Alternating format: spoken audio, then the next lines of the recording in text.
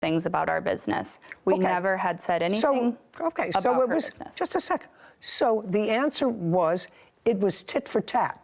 Correct. It was tit for tat. She was writing negative reviews about your business. So you wrote, which I just determined were untrue. So you wrote a negative review about her business. Correct. A year later. I mean, if you were really concerned about the pets, you would have written it immediately. So it was really a tit for tat. You Correct. got tired. He wrote that review on my page, so I decided to write a true review about her page. Perfect. So did I get that all right?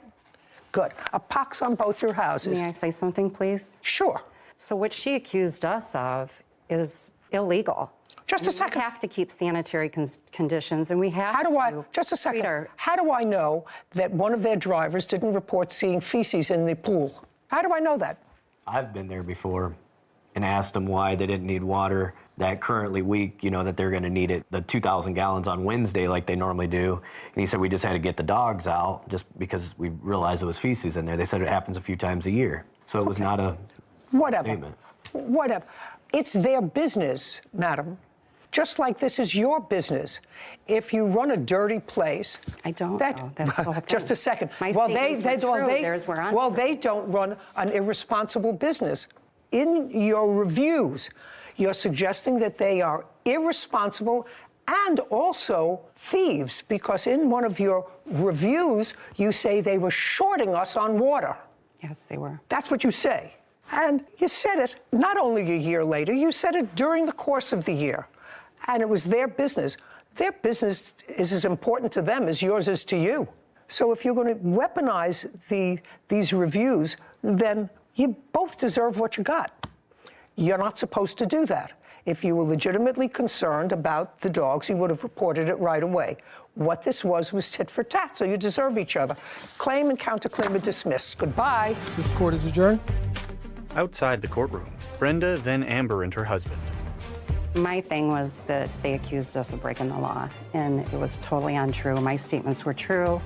Whether they were in the wrong or not, they were true statements, and hers were complete fabrication. I mean, we had been dealing with it for about a year and a half, so I was just really shocked when I received the paperwork in the mail, since I did delete the review, since she did threaten to sue me, so I did delete it. Look at reviews, and if you can't find them, go somewhere else. I wanted both of us to be successful businesses. We live in a small community, and our businesses do not, you know, we're not in direct competition with each other. So I wish her well, and I would hope she would wish our business well. Judy and Sarah. You know, people like me just learn to look at a restaurant and see what the reviews are.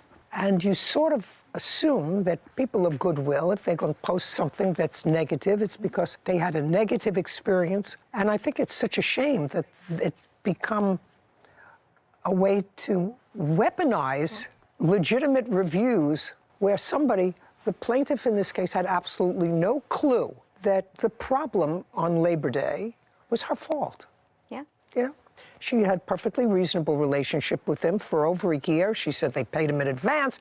She never said anything about shorting water. It's just the power of the internet. I mean, now today, I know there are people that will cancel businesses for reasons completely unrelated to the business. But if you act out, you say the wrong thing, you display a negative character trait in public, people will go to your business's page completely unrelated to anything in the business and just flood the page. I'm talking thousands. They will get thousands of people to write bad reviews about a business, especially if something went viral or if the owners of the business, if they were in a viral video that was not nice. You know, it's the power of the internet and cancel culture. Well, you know, the internet can be a tool for good and wonderful, or as we know, it can be a very dark place. Yep.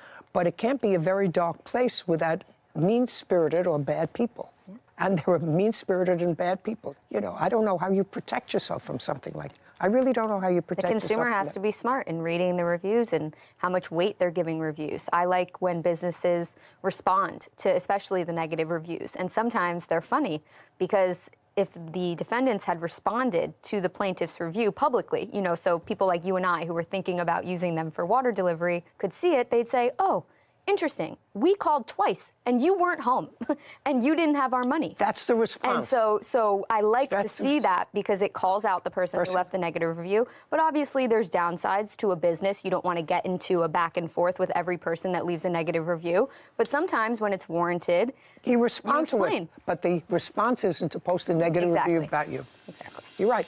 Title: Judy Justice. Have you been cheated? Go to judyjustice.tv. Edlin is suing her great-granddaughter, Angelina Marshall, and her daughter, Angela Nori, for writing fraudulent checks. Court come to order. All rise. Judge Judy enters.